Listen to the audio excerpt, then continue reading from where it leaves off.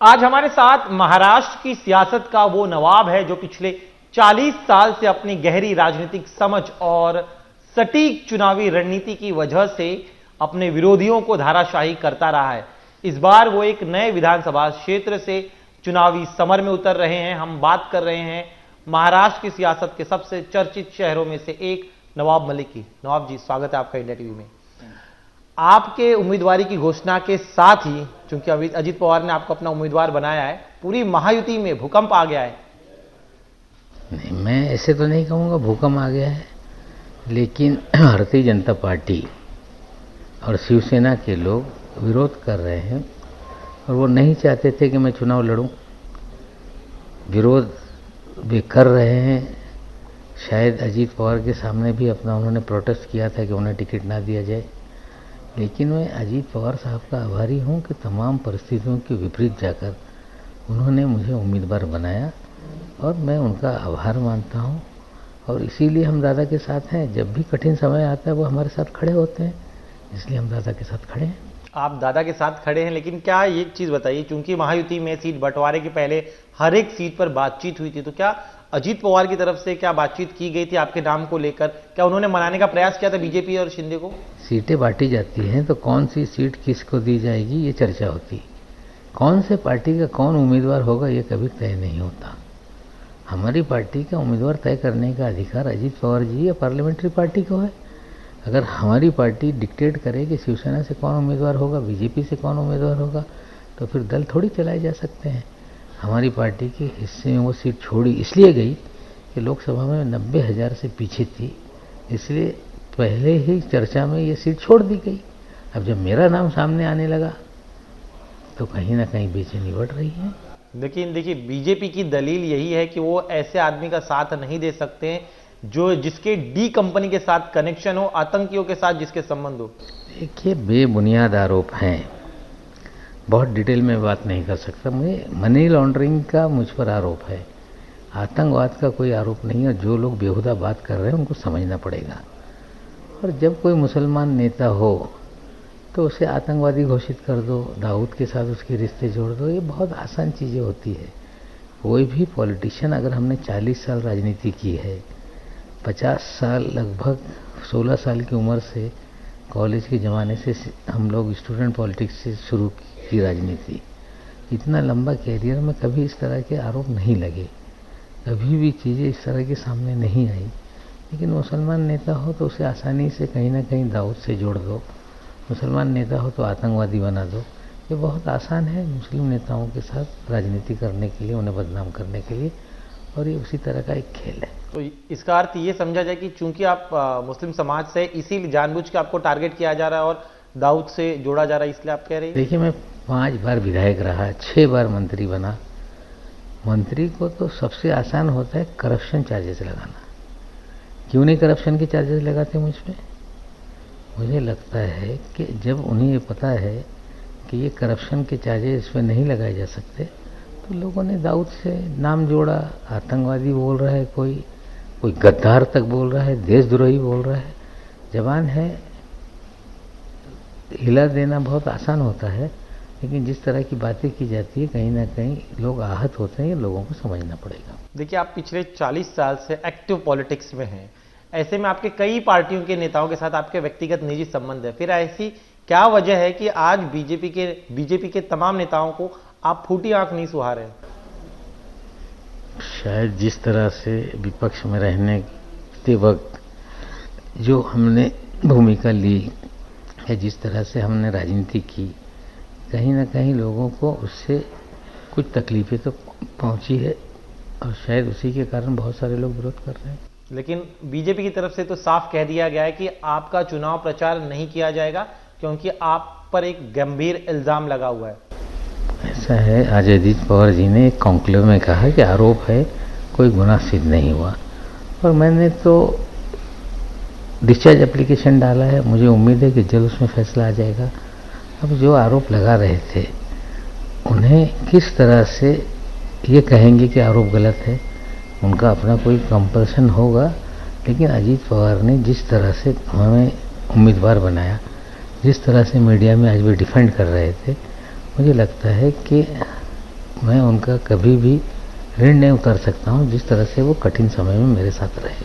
आप कह रहे हैं कि कभी भी आप अजीत दादा का ऋण नहीं उतार पाएंगे, आखिर ऐसी क्या वजह रही? क्योंकि शरद पवार के साथ भी आपके काफी अच्छे संबंध है, अजीत दादा के भी साथ अच्छे संबंध है।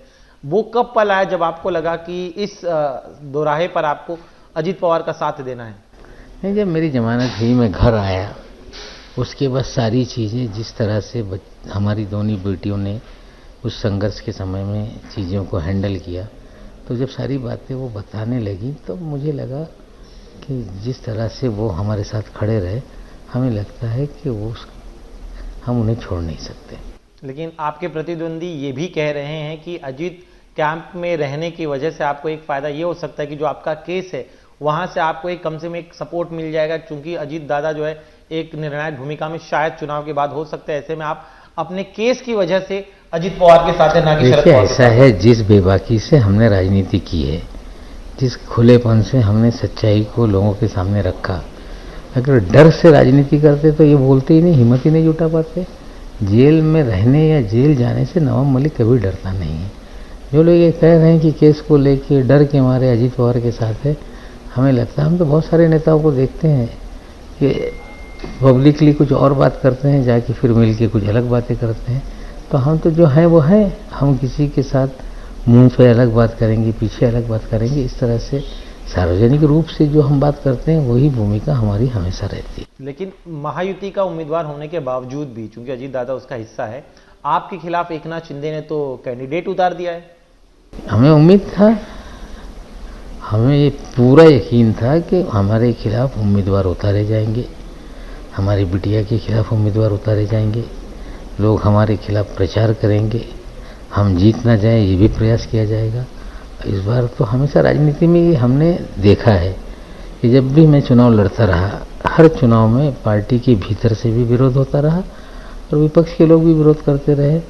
तो इस तरह की परिस्थितियां हमारे साथ हमेशा रही है। लेकिन तमाम परिस्थितियों के बावजूद, एक तरफ विपक्षी दल है और दूसरी तरफ महायुति के दल हैं, सभी लोगों के विरोध के बावजूद हम चुनाव जीतेंगे, हमें पूरी उम्मीद है। आप कह रहे चुनाव जीतेंगे, लेकिन चूंकि गठबंधन है तो ऐसे में अगर आपका प्रचार नहीं हो कर रहे हैं बाकी आपके साथी दल, अगर आपके खिलाफ उम्मीदवार उतारा जा रहा है शिंदे सेना की तरफ से, तो ये गठबंधन का धर्म का तो उल्लंघन है। तो क्या अजीत पवार ने ये मुद्दों को उठाया है, क्या प्लेटफॉर्म पे रखा है कि ऐसा करना उचित नहीं है? मेरी जानकारी नहीं है इसको लेके। उम्मीदवार दोनों जगह पे डाले गए हैं। बेटी की विधानसभा क्षेत्र में तो बीजेपी की 2 जो विधानसभा के मंडलीय अध्यक्ष हैं, एक पूर्व और एक वर्तमान, दोनों ने पर्चा दाखिल किया है। तो हमें ये सारी उम्मीदें थी कि ये परिस्थितियां बनेंगी और ये सारी चीज़ों को ध्यान में रख के ही हमने चुनाव लड़ने का फैसला किया और उसी तरह से हम चुनाव मैदान में जा रहे हैं। आपके खिलाफ न सिर्फ बीजेपी है, शिंदे सेना है, बल्कि जब से आपको उम्मीदवारी दी गई है आपके पुराने साथी, चाहे ठाकरे सेना हो, कांग्रेस हो, वो भी दाना पानी लेकर चढ़ गए हैं शिंदे पर कि आप बताइए, जिसे आप दाऊद का साथी कहते थे उसी को उस आपके गठबंधन ने टिकट दे दिया। ठीक है, पॉलिटिक्स है, इस तरह से चीज़ें होती रहती है, स्वाभाविक है। हर आदमी राजनीतिक लाभ लेने की कोशिश करता है, हम किसी को इस तरह के बयान देने से रोक नहीं सकते। लेकिन ये बात सच है कि सभी लोग चाहते हैं कि मैं चुनाव ना जीतूं, लेकिन जनता चाहती है कि मैं चुनाव जीतूं। क्या वजह है कि आखिर नवाब मलिक के चुनाव जीतने से किसे आपत्ति होगी, परेशानी किसे होगी? जो मेरे विरोधी हैं उनको तो होगी। कुछ लोगों को लगता है कि ये राजनीति में समाप्त हो रहा है, फिर से कैसे ये जिंदा हो जाएगा।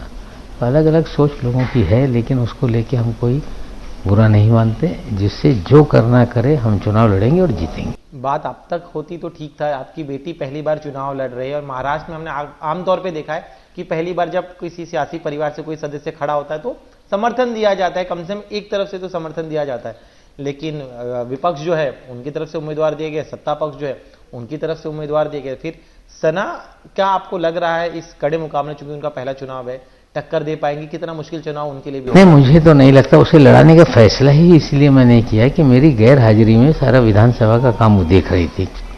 और जब मैं जेल से छूट कर आया, बीमारी से उभरा, और जब मैं दफ्तर में 2 केबिन थे, मैं अपने केबिन में बैठ रहा था, जाके सना अपने केबिन में बैठ रही थी, तो मैं पहले पहुंच जाता था, वो अपने बाल बच्चों को स्कूल वगैरह भेज के थोड़ा खाना पानी का इंतजाम करके दफ्तर आती थी। तो भीड़ जो बाहर बैठी रहती थी, मैं पूछता था कि भाई लोग मिलने के लिए बैठे, भेज दीजिए। तो स्टाफ कहता था आपसे मिलने नहीं आए हैं ये लोग, ये सना मैडम से मिलने के लिए आए। तब मैंने फैसला कर लिया था इसे अब चुनाव लड़ाया जाएगा। अब ये नई पीढ़ी है, नई पीढ़ी के लोग उसके साथ बड़े पैमाने पे नौजवान महिलाएं जुड़ी हुई हैं, तो हमें लगता है मुझसे ज़्यादा आसानी चुनाव लड़ने में सना का चुनाव मुझे लग रहा है। नवाब भाई, आखिर आप किस आधार पर कह रहे हैं कि इस चुनाव के बाद अजीत पवार किंग मेकर की भूमिका में आ जाएंगे? देखिए, इस बार बहुत कांटे का मुकाबला है। जो लोग ये कहते हैं कि महाविकास आघाड़ी 160 सीटें जीत जाएगी, मैं नहीं मानता। इस बार मुकाबला एकदम कांटे का है। बहुत सारे निर्दलीय उम्मीदवार खड़े हैं, छोटे दल खड़े हैं, रिबेलियंस खड़े हैं। अब नॉमिनेशन वापस लेने की 4 तारीख के बाद चीज़ें और साफ होगी, लेकिन लड़ाई कांटे की है। और जब ऐसी परिस्थिति होगी तो बिना अजीत पवार के कोई भी सरकार नहीं बन सकती, और निश्चित रूप से जो भी सरकार बनेगी बिना अजीत पवार की मर्जी की सरकार नहीं बनेगी। तो ऐसे में अजीत पवार, देखिए पवार परिवार का हमने हमेशा देखा, सियासी भले ही मतभेद रहे हैं, लेकिन जब मुश्किल घड़ी आती है या कुछ ऐसी स्थितियां होती है, शरद पवार सभी को एक साथ लेकर आ जाते हैं। आप दावा कर रहे हैं कि वो किंग मेकर बन सकते हैं, तो क्या कुछ और भी समीकरण चुनाव के बाद हम देख सकते हैं, मिलन हो सकता है इनका? देखिए, राजनीति में कोई किसी का परम मित्र, कोई परम शत्रु नहीं होता। परिस्थितियां, दोस्त और दुश्मन बदलते रहती हैं। 5 साल पहले किसी ने कहा था कि उद्धव ठाकरे इस तरफ आ जाएंगे, लेकिन मुझे नहीं लगता कि अजीत पवार जिनके साथ हैं उनको छोड़ के कोई भागेंगे। मुझे लगता है कि चीज़ें जो है, अजीत पवार डिक्टेटिंग पोजीशन में रहेंगे, अपने टर्म्स डिक्टेट कर पाएंगे, कॉमन मिनिमम प्रोग्राम पे बात होगी, बिना कोई कार्यक्रम के सरकार बन जाएगी, ऐसी परिस्थिति नहीं रहने वाली। अजीत पवार के बिना सरकार नहीं बनेगी, मुझे पूरा भरोसा है। जहाँ तक परिवार की बात है, तो कोई भी परिवार टूटे हम कभी नहीं चाहते। जो भी परिवार हो, चाहे वो ठाकरे परिवार हो, वो भी एक रहना चाहिए, पवार का परिवार हो या हमारा परिवार हो, परिवार किसी का न टूटे, सारे परिवार इकट्ठा रहे, ये सभी लोग चाहते हैं। ओके, आप कह रहे, लेकिन इसी साथ में आपका कई बयान में पढ़ रहा था, आप ये भी कह रहे कि पानी पर लाठी से अगर मारा जाए तो पानी को अलग नहीं किया जाता। हमारे उत्तर भारत में एक मसला है कि लाठी मारे पानी अलग नहीं होता। तो पानी है, परिवार एक होता है, कितना भी मन मुटाव हो तो एक समय आता है परिवार एक हो जाते हैं। तो ये मेरा मतलब ये नहीं है कि परिवार बिखर गया तो जुड़ेगा नहीं, कुछ भी हो सकता है। परिवार के लोग हैं, कभी भी बैठ के बात कर सकते हैं। राजनीतिक आज मतभेद हैं, लेकिन परिवार अलग हो जाए ये कोई नहीं चाहता। ये तो बड़ा संकेत दे रहे हैं आपकी, रिश्ते ज़्यादा अहमियत रखते हैं सियासत से, आप ये कहना चाहते हैं? देखिए, ऐसा है कि ग्वालियर में परिवार अलग अलग रहे, फिर एक समय यहाँ सारे परिवार एक हो गया। तो बहुत सारे राजनीतिक परिवार हैं, अलग अलग रहे, लेकिन एक समय आता है जब इकट्ठा हो भी जाते हैं। कुछ परिवार बहुत साथ में रहते हैं, समय आता है अलग हो जाते हैं।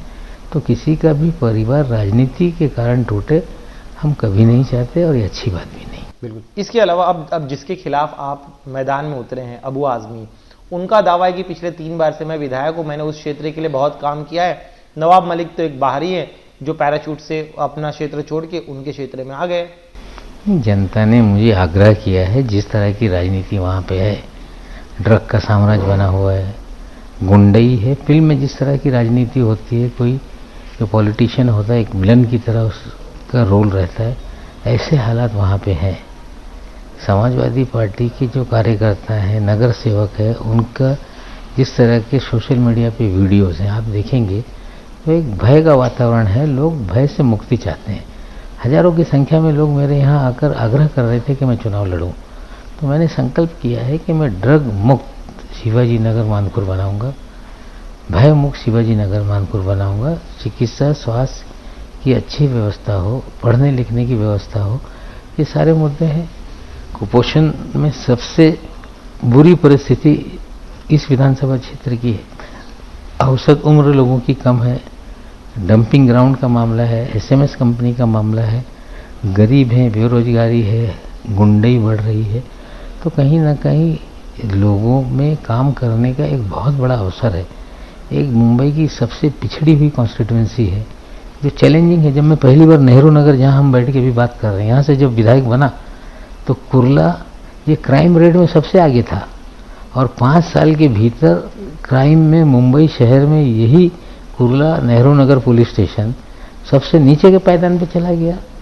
जो कहीं ना कहीं धर्मों के बीच में, समुदायों के बीच में नफरत थी, वो हमने मिटाने का काम किया। जो इसी कुर्ला स्टेशन पे पाकिट मारों का अड्डा कहा जाता था, गुंडों का अड्डा कहा जाता था, सब चीज़ें आज देखिए कुर्ला में परिस्थितियाँ बदली हैं, विकास किस तरह से हुआ है। तो जब एक विजन लेके आप राजनीति करते हो तो परिस्थितियाँ बदलती है। विजन की दलील दे रहे, लेकिन फिर एक बार महाविकास आघाड़ी की तरफ से यही कहा जा रहा है कि नवाब मलिक अगर यहां से जीतते हैं, इस सीट से जीतते, तो अल्टीमेटली फायदा एनडीए को होगा, क्योंकि आप तो महायुति का हिस्सा हैं। भले ही आप बीजेपी आपका विरोध करे, लेकिन उनका एक विधायक बढ़ जाएगा, तो नुकसान जो है मुसलमानों का होगा। कांग्रेस के जो अध्यक्ष हैं वो किस पार्टी में थे? दल बदल देने से विचार बदल जाते हैं क्या? भारतीय जनता पार्टी या कांग्रेस में आज देखोगे तो घालमेल की परिस्थिति है। कौन कब कहाँ चला जा रहा है, कौन कांग्रेसी भाजपाई बन जा रहा है और कौन सा भाजपाई कांग्रेसी बन जा रहा है, मुझे समझ में नहीं आ रहा है कि क्या चल रहा है देश में। विचारधारा मिनटों में बदल रही है लोगों की, लेकिन हमने कभी हमारे विचार नहीं बदले। जो लोग मुझ पे उंगली उठा रहे हैं वो उनकी जननी कौन से दल है, उनको सोचना पड़ेगा बात करने से पहले उनकी विचार क्या है, वो किस तरह की राजनीति करते हैं, वो पहले अपने गिरबान में जाके फिर मुझ पर उंगली उठाएं। आपके आप थोड़ा निजी जीवन को लेकर बात करते हैं। आप चूंकि समाजवादी विचारधारा को फॉलो करते हैं और आमतौर पे एक आप लोगों के जितने भी समाजवादी, उनमें एक कहावत प्रसिद्ध है, आधी जिंदगी रेल में, आधी जिंदगी जेल में। हाँ, तो लोग यही मुझसे कह रहे हैं कि जेल के डर से वहाँ पे है, तो हम लोग समाजवादी है, रेल और जेल के खेल में माहिर हैं। जेल के डर से कोई हम लोग अपनी विचारधारा बदल देंगे? अगर कोई लोग इस तरह की बात करते हैं तो गलत है उनका कहना। हाँ, मेरे निजी जीवन, मेरे परिवार उत्तर प्रदेश का परिवार है, सभी की तरह शहर में अवसर की तलाश में आए। हमारे दादाजी भी थे, पिताजी रहे, मैं रहा, तो लगभग 70-72 साल से इस शहर में हम लोग हैं। मैं जन्म मेरा तो उत्तर प्रदेश में धुसवा एक गांव में हुआ, लेकिन जन्म के 1-1.5 महीने बाद ही मैं शहर आ गया। अपनी माँ की पहली संतान होने के कारण मायके में बच्चा पैदा होता है। उसके बाद मैं लगातार 65 साल से इस शहर में हूँ। पहले जो हमने पढ़ाई की शुरुआत की, म्यूनसिपल स्कूल में पढ़े 7वीं तक, फिर अंजुमन इस्लाम में पढ़े, फिर बॉम्बे यूनिवर्सिटी से बीए का फाइनल एग्ज़ाम नहीं दिया। बड़ा लड़का होने के कारण कारोबार में जुड़ गया। कबाड़ी हम लोग हैं, कबाड़ का कारोबार था, पिताजी ने कारोबार किया, हमने कारोबार किया। लेकिन अब हमारी जो नई पीढ़ी है वो पढ़ी लिखी है, वकील है, इंजीनियर है, आर्किटेक्ट है, फैशन डिज़ाइनर है, भाइयों के बच्चे भी डॉक्टर्स हैं। तो अब नई पीढ़ी जो है, जो हमने कामकाज किया है उसकी तरफ वो जाना नहीं चाहते, प्रोफेशनल बनना चाहते हैं। तो निजी जीवन में जो पिताजी थे, हमारी सोच अलग हुई, हमारे बच्चों की सोच अलग हुई, अब उनके बच्चों की सोच अलग हो रही है। तो समय समय पे जैसे जैसे शिक्षा होती है, एजुकेटेड होती है फैमिली, तो उनका सोचने का ढंग बदलता है।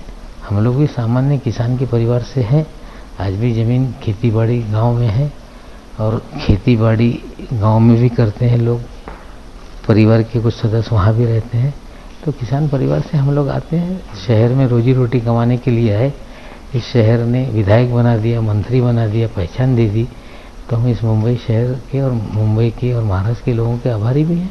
बिल्कुल, आपने इस शहर का अपना पूरा जीवन बताया। इसी में एक आपके जीवन, सियासी जीवन का एक बहुत बड़ा संघर्ष का पल उस समय था जब आप मंत्री थे, बावजूद इसके आपको जेल जाना पड़ा। तो उस 17 महीने के अनुभव के बारे में बताइए, कितना मुश्किल भरा पल आपके लिए था? ठीक है, जेल में तो परेशानी होती है, कैद कोई भी हो, कैद होती है, आज़ादी आज़ादी होती है। तो कोई भी कैद में, चाहे सोने के महल में रख दीजिए तो कैद होता है।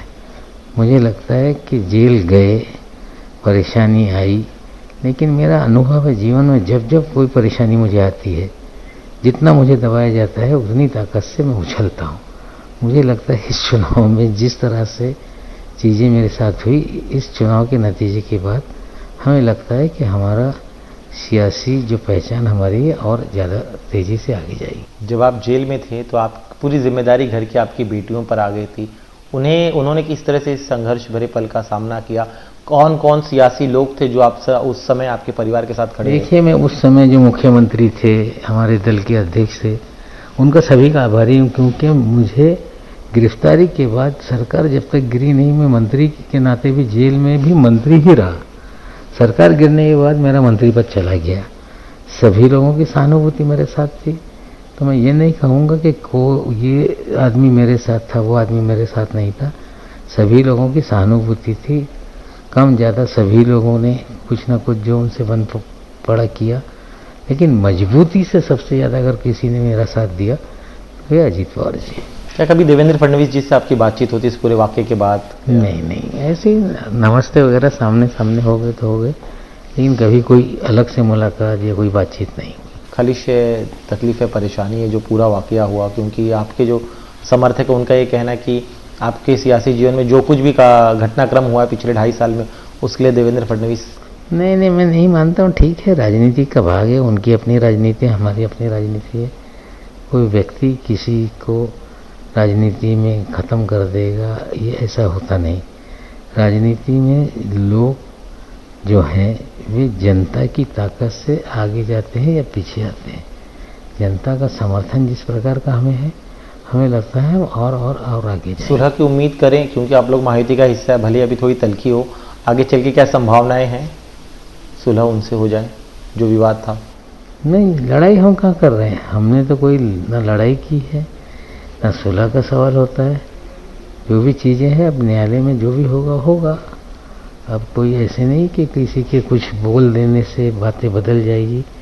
न्यायालय में हमें उम्मीद है कि हम पूरी तरह से दूध की तरह साफ होकर निकलेंगे। एक आखिरी सवाल मेरा, चूंकि अगले कुछ दिन आपके लिए काफ़ी मेहनत करना होगा, न सिर्फ आपकी कॉन्स्टिट्यूंसी बल्कि आपकी बेटी के लिए भी आपको प्रचार करना होगा। जनता आपको क्यों वोट करे, क्योंकि पहली बार आप वहां से चुनाव लड़ने जा रहे हैं, बताइए। बदलाव के लिए वोट करें, ड्रग मुक्त शिवाजी नगर बनाने के लिए करें, गुंडागर्दी के खात्मे के लिए करें, बेहतर जिंदगी के लिए करें, अच्छी शिक्षा के लिए करें, अच्छी स्वास्थ्य व्यवस्था के लिए करें, और बदलाव के लिए, खुशहाली के लिए लोग वोट करें, हम लोगों से अपील करते हैं। चलिए, ढेरों शुभकामनाएं आपको हमारी तरफ से। कैमरामैन अरुण के साथ दिनेश मौर्य, इंडिया टीवी, मुंबई।